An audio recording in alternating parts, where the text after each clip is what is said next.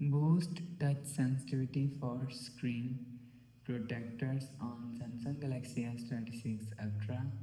Let's start the video. First of all, go to App Library. Here click on Settings app. Now in Settings, scroll down and click on Display. So you will see displays here. Click on Display. After click on Display, scroll down and you will see touch sensitivity is here. So make sure, if you want to boost touch sensitivity for screen protectors, turn on this button.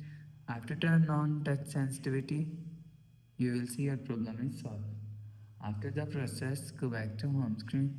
So that's how you can boost touch sensitivity for screen protectors on Samsung Galaxy S26 Ultra. If you like the video, please subscribe. Thanks for watching.